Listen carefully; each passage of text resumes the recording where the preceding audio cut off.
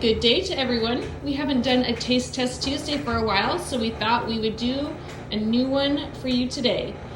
Today we have Dragonfruit. Okay, Blizzard. Now, as many of you know, Blizzard isn't usually a huge fan of fruit, so with this not being as sweet as a lot of other fruits, I was curious to see if he would like it or not. He's trying.